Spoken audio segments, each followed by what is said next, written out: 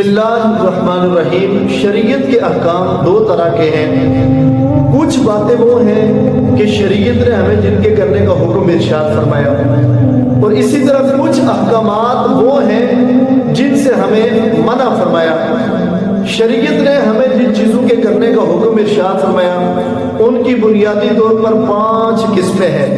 Number 1 فرض، number 2 واجب، number 3 سنت مؤکدہ، نمبر 4 سنت غیر مؤکدہ، اور نمبر 5 مستحب۔ یہ وہ چیزیں ہیں جو روزمرہ کے معاملات میں ہمارے ہاں استعمال ہوتی ہیں۔ ہم کہتے ہیں نماز فرض ہے، روزے فرض ہے، یہ فرض ہے، یہ واجب ہے، یہ سنت مؤکدہ ہے، یہ غیر مؤکدہ ہے، یہ مستحب ہے۔ لیکن بنیادی طور پر اگر دیکھا جائے آج دین سے اتنی دوری ہے کہ ہمیں ان بنیادی چیزوں کے بارے میں علم نہیں ہے۔ ہماری حالت یہ ہے کہ ہمیں نماز جنازہ کے 2 فرضوں کا نہیں پتہ۔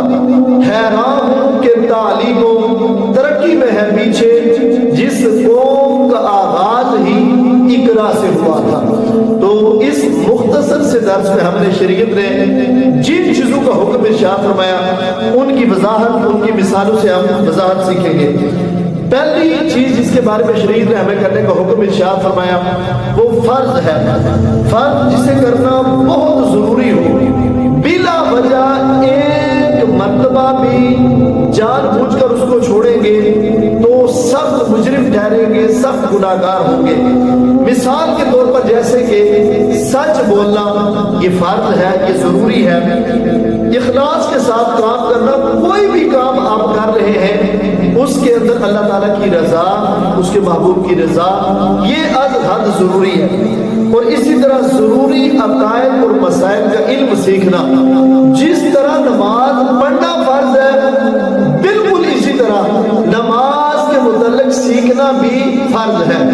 تو ضروری عقائد کا علم سیکھنا یہ بھی فرض ہے۔ دوسرا درجہ ہے واجب کا۔ واجب کسے کہتے ہیں؟ جسے کرنا ضروری ہو، بلا وجہ چھوڑنا جائز نہ ہو، چند بار چھوڑنے پر بندہ سخت مجرم ٹھہرے، سخت گناہگار ہو۔ اس کی مثال ایک مشت داڑھی رکھنا، تینوں طرفوں سے ایک مشت داڑھی رکھنا یہ واجب ہے۔ اگر اس سے بندہ کم رکھتا ہے تو بندہ گناہگار ٹھہرتا ہے، ان اللہ بندہ جو ہے وہ مجرم ٹھہرتا ہے۔ اسی طرح سلام مسنون کا جواب دینا، سلام کرنا یہ سنت ہے لیکن سلام کا جواب دینا یہ واجب ہے۔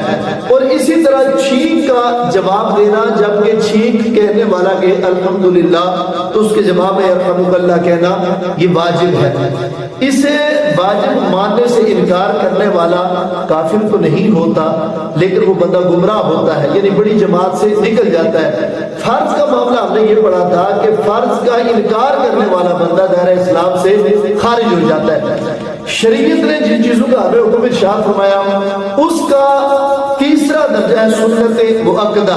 سنت مؤکدہ کسے کہتے ہیں؟ جو کام رسول اللہ صلی اللہ علیہ وسلم نے ہمیشہ کیا ہو اور بہت کم مرتبہ چھوڑا ہو، جیسے رمضان مبارک کے آخری 10 دنوں کا مسجد کے اندر اعتکاف کرنا یہ سنت کفایہ ہے۔ یعنی کہ محلے میں سے اگر چند احباب بھی وہ اعتکاف کر لیں گے تو باقی سارے کے سارے بری ذمہ ہو جائیں گے، لیکن اگر پورے محلے میں سے ایک بندہ بھی اعتکاف پہ نہ بیٹھا تو پورے کا پورا محلہ جو ہے وہ مجرم اور گناہگار ٹھہرے گا۔ اسے چھوڑنا اچھی بات نہیں ہے، چھوڑنے کی عادت بنا لینے پر بندہ سخت گناہگار ہوتا ہے۔